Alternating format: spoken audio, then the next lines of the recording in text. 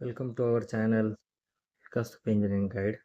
हा आपला चॅनल इंजिनिअरिंगच्या काही कन्सेप्ट, काही ॲडमिशनच्या प्रोसेस किंवा ओव्हरऑल इंजिनिअरिंग प्रोसेस, इंजिनिअरिंगमधील काही terms, electronics engineering, computer engineering, mechanical civil engineering अशा बऱ्याच गोष्टीसाठी आपण तयार केलेला आहे.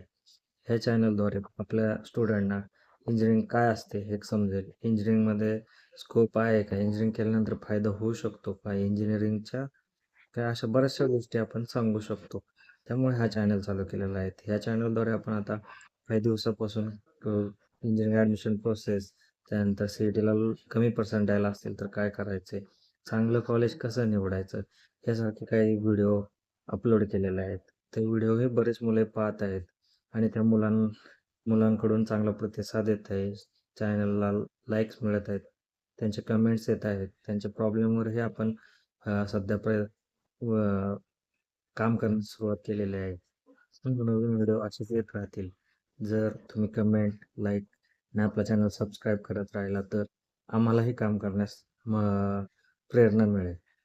तर आपला हा चॅनल जेव्हापासून चालू झालेला आहे तेव्हा बऱ्याच मुलांनी, पालकांनी आपल्याला काही सजेशन ॲड केले, सांगितले होते की CETच्या पर्सेंटाईलबाबत, त्याचबरोबर ॲडमिशनच्या प्रोसेसच्या बाबतीत व्हिडिओ बनवा. त्यानुसार आपण कॅप प्रोसेसचे व्हिडिओ बनवलेले आहेत. कॅप राऊंड नक्की काय असतो ह्याबद्दलही आपण व्हिडिओ बनवलेला आहे. येणाऱ्या काळात आपण कॅप राऊंडचे जे 4 राऊंड होणार आहेत त्याच्यासाठी रजिस्ट्रेशन प्रोसेस कसे असेल ह्याच्याबद्दलही व्हिडिओ बनवणार आहोत.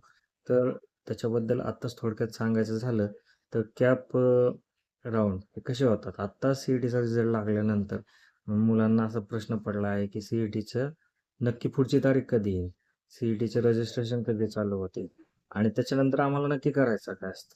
तर असे काही प्रश्न मुलांच्या मनात असतात. तर पहिली गोष्ट, CETची तारीख आत्ता जून एंड किंवा एप्रिलच्या ते जुलैच्या पहिल्या आठवड्यात येऊ शकतो. तर अशा वेळेस आपण काय करायचं, आपल्याला जे डॉक्युमेंटची लिस्ट लागते त्याचा एक व्हिडिओ मी अपलोड केलेला आहे. तर आपल्या कॅटेगरीनुसार लागणारे डॉक्युमेंट आपण तयार ठेवायचे, त्याची स्कॅन कॉपी ठेवायची. आपल्याकडे फोटो असला पाहिजे. त्याच्यानंतर एक स्वाक्षरीचा फोटो काढायचा, तोही स्कॅन करून घ्यायचा. ज्यावेळेस आपली MST CETवर ॲडमिशन प्रोसेस चालू होईल किंवा कॅप रजिस्ट्रेशन प्रोसेस चालू होईल त्यावेळेस CETच्या साईटवर जाऊन सुरुवातीला आपली नोंदणी करायची. आपला युजर नेम आणि पासवर्ड टाकून लॉग इन करायचं. लॉग इन केल्यानंतर आपण स्टेप बाय स्टेप आपली माहिती भरत जायची. त्याच्यामुळे मध्ये आपलं नाव, आपलं इन्फॉर्मेशन, 12वी 10वीचे मार्क्स वगैरे वगैरे सगळ्या ज्या काही इन्फॉर्मेशन असतील त्यात टाकायच्या. त्याच्यानंतर आपले डॉक्युमेंट जसं की 10वीची मार्कशीट असेल, 12वीची मार्कशीट असेल आणि इतर काही जे काही डॉक्युमेंट आहेत ते टाकायचे. हे सगळं केल्यानंतर आपण ते अपलोड करायचे आणि सबमिट करायचे. त्याच्यानंतर हे अपलोड केलेले डॉक्युमेंट तुम्हाला व्हेरिफिकेशनसाठी एखाद्या FC सेंटरला जावं लागतं. आता FC सेंटर काय असतं? FC सेंटर म्हणजे जिथे जाऊन आपण आपले डॉक्युमेंट व्हेरीफाय करायचे. ते ओरिजिनल आहेत का? ते व्हॅलिड आहेत का? हे सगळ्यांसाठी तिथे जाऊन व्हेरिफिकेशन करावं लागतं. तर आपले ओरिजिनल डॉक्युमेंट प्लस झेरॉक्स अशा 2 गोष्टी तिथे जाऊन आपण सबमिट करतो. त्यांच्याकडून व्हेरिफाईड असे शिक्के आणतो आणि मग आपला जो ॲप्लिकेशन आहे ते तयार होतं. ते ते घेऊन आपल्याला पुढच्या कॅप राऊंडसाठी त्याचा उपयोग होतो.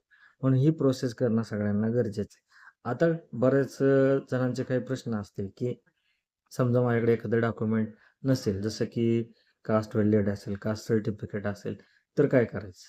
तर तुम्ही असे डॉक्युमेंट तयार करायला टाकून आता सध्या जे डॉक्युमेंट आहे त्यानुसार आपलं रजिस्ट्रेशन पूर्ण करून घ्या. त्यानंतर आत्ता पावती भरल्यानंतर नंतरचं जे ते डॉक्युमेंट आल्यानंतर पुन्हा ते अपलोड करा. अशा प्रकारे तुम्ही तुमची रजिस्ट्रेशन प्रोसेस करू शकता. आता असा प्रश्न पडतो बऱ्याच जणांना, की रजिस्ट्रेशन प्रोसेस म्हणजेच कॅप राऊंड. म्हणजेच आपण त्यावेळेस आपले कॉलेजेस किंवा प्रेफरन्स देऊ शकतो. तसं नाही. तर ज्यावेळेस तुमची कॅप रजिस्ट्रेशनची प्रोसेस पूर्ण होते, त्याच्यानंतर एक मेरिट लिस्ट लागते. एक प्रोव्हिजनल मेरिट लिस्ट असते आणि फायनल मेरिट लिस्ट असते.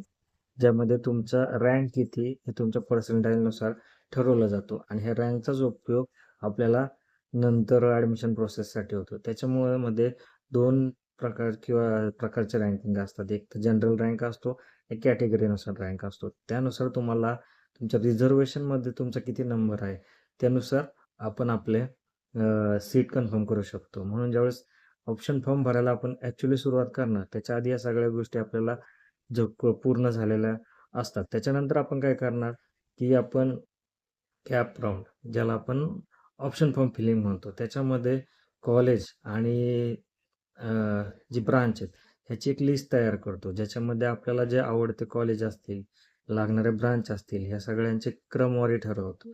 आधी ही प्रोसेस आपल्याला फायनल मेरिटला लागल्यानंतर ऑप्शन फॉर्म फिलिंगच्या वेळेस चालू होते. त्याच वेळेस आपण काय करायचं, आपण आपली जी लिस्ट आहे ती योग्य क्रमवारीने, म्हणजे त्या साईटवर आपली सगळी माहिती असते, त्याच्यानुसार ते ऑप्शन सिलेक्ट करत करत करत आपले कॉलेज आणि ती ब्रांच टाकून नंतर सबमिट करायचं. ह्याच्यामध्ये जर चुकून आपण आपल्याला नको असलेले कॉलेज वरती टाकली आणि पाहिजे ते कॉलेज खाली टाकली, तरी आपला क्रम चुकून त्याचं आपल्याला हवं असणारं कॉलेज आपल्या जाऊ शकतं. पहिल्या राऊंडला बऱ्यापैकी सीट अलोकेट होतात. काही मुलं बेटरमेंटला जातात किंवा जास्त जातात. अशा वेळेस आपल्या काही चुकांमुळे आपल्या हातून सीट जाऊ शकतं. म्हणून ह्या सगळ्या गोष्टी लक्षात ठेवायचं. स्टेप बाय स्टेप गाईड, आपण फॉर्म भरायचा कसा, त्याचं व्हिज्युअल रिप्रेझेंटेशन, ह्या सगळ्या गोष्टी आपण नंतर देणारच आहेत.